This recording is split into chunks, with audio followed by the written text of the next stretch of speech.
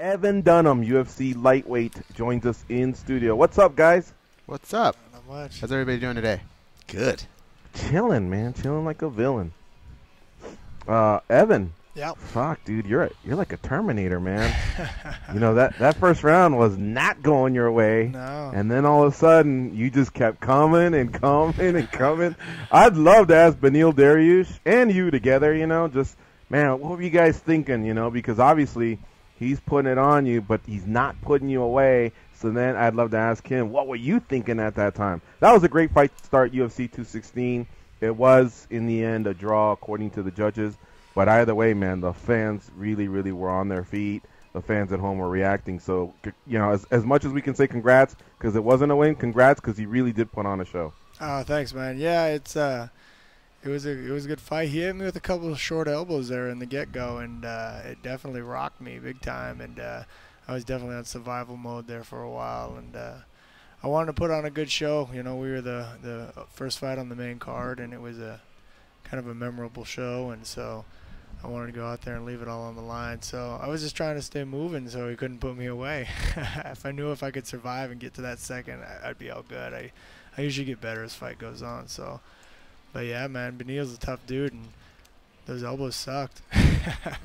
Of course, in the end, you were the better conditioned athlete. Now, I want to be fair. Again, I'd love to have Beneil on the show sometime and just ask him, because I'm sure you've been in that position too, Evan. You smell blood, you go after it, you burn a lot of energy, you know what I mean? So I don't know if I want to necessarily call him a gassed athlete, because it could be that he put it all into trying to finish. But in the end, it was clear that you were the fresher fighter. We've talked about, even though Nevada State Athletic Commission has not adopted those 2017 rules that were put out by ABC where the 10-8's a little bit more lax, we have talked to other fighters that were involved in a draw, for example, Lando Venata and Bobby Green. What would you do if they just had the fourth round, kind of like on The Ultimate Fighter where we have to have a winner? Would you be down for something like that, just so that one of you does get that win bonus and all the accolades that goes with winning a fight? Or Absolutely. do you like the fact that in 15 minutes, if it's not settled, it's not settled? No, I love the fact of an overtime, man, because I just get better as the fight goes on. I don't think I've ever lost a third round, and I don't ever plan on losing one.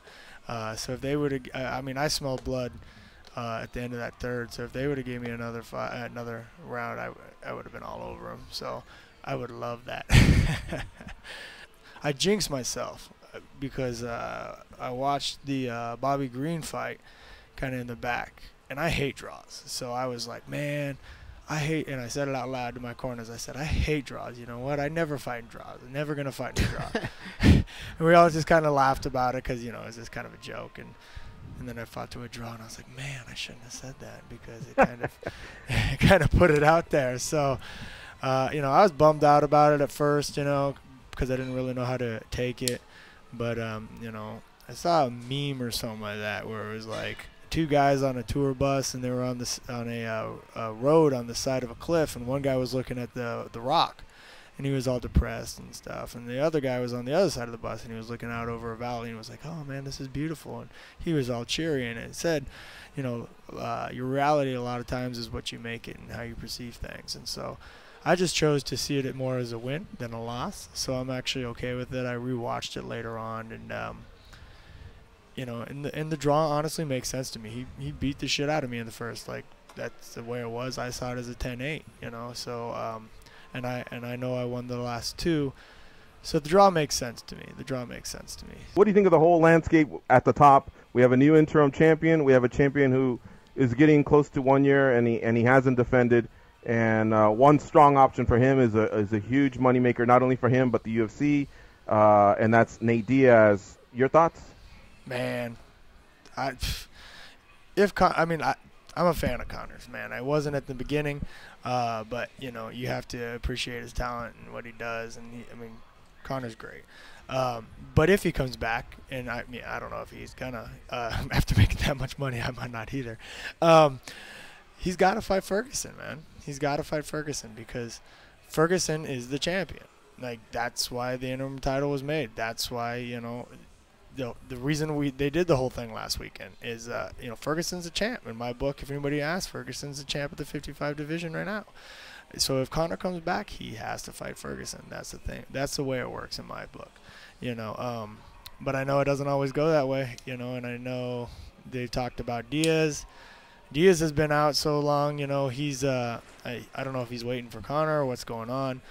But it kind of sucks, man, because the division, and I talked about this last time I was here, the division's so jammed up at the top that it makes it really tough for anybody to work their way up, because you got Diaz who's not doing anything. You got Conor who's, well, last weekend kind of helped it out because now we have a new champion and there is starting to be some movement. But it sucks because, you know, you got guys that are just stagnant. You know, I mean, you got El Cuenta, who I don't know what he's doing, selling houses or something like that. And he's jamming up that part of the division. The middle's jammed up by Nate, and, you know, the top was jammed up by Conor. So I think these guys either A, got to fight or I don't know, man. Like, but if Conor comes back, he's got to fight Ferguson, period, in my book.